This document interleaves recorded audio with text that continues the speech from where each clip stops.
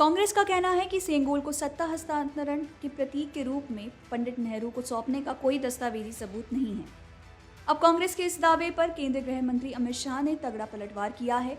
अमित शाह ने कहा कि देश के एक प्रतिष्ठित मठ ने पंडित नेहरू को सेंगोल दिया था और अब कांग्रेस उस मठ को ही फर्जी बता रही है।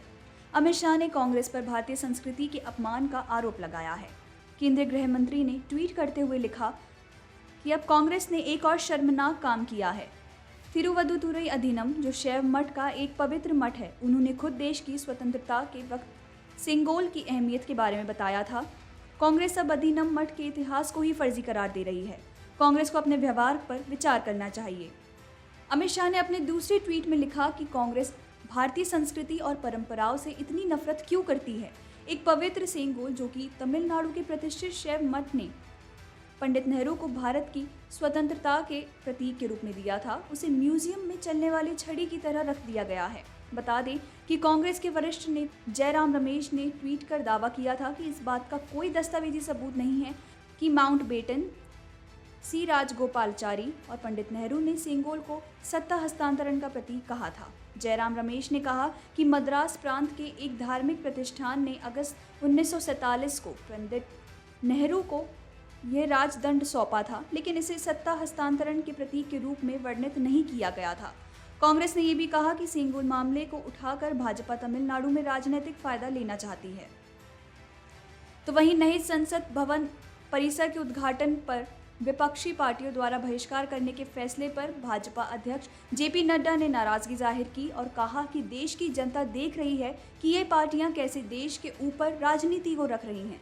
लोगों द्वारा इन पार्टियों के बंटवारे की राजनीति को फिर से दंडित किया जाएगा।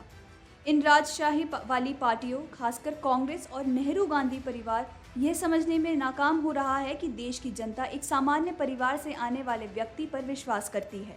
अभिजात वर्ग की मानसिकता इन पार्टियों को तथ्यों के आधार पर सोचने से रोक रही है। नए संसद भवन परिसर के उद्घाटन का बहिष्कार करने वाली पार्टियां राजशाही की तरह चलने वाली पार्टियां हैं, जो लोकतंत्र और गणतंत्र के सिद्धांतों का विरोध करती है। इससे पहले कांग्रेस नेता जयराम रमेश ने शुक्रवार को दावा किया कि लॉर्ड माउंटबेटन, सी राजगोपालचारी और जवाहरलाल नेहरू द्वारा सेंगोल को अंग्रेजों द्वारा भारत में सत्ता हस्तांतरण के प्रतीक के रूप में वर्णित करने का कोई दस्तावेजी साक्ष्य नहीं है। रविवार को प्रधानमंत्री नरेंद्र मोदी द्वारा नए संसद भवन का उद्घाटन किए जाने के बाद सेंगोल को लोकसभा अध्यक्ष की कुर्सी के पास स्थापित किया जाएगा। कांग्रेस सहित 21 विपक्षी दलों द्वारा इस कार्यक्रम का बहिष्कार किया जा रहा है। नए संसद भवन के उद्घाटन को लेकर सत्तारूढ़ और विपक्षी दलों के बीच वाक युद्ध के बीच शाह ने कहा कि कांग्रेस को अपने व्यवहार पर चिंतन करने की आवश्यकता है, क्योंकि उन्होंने पार्टी के इस दावे का खंडन किया कि सेंगोल के 1947 में अंग्रेजों द्वारा भारत को सत्ता का हस्तांतरण करने का प्रतीक होने का कोई सबूत नहीं है। वीडियो डेस्क अमर उजाला.com। मन से उजाला कर चले, मन से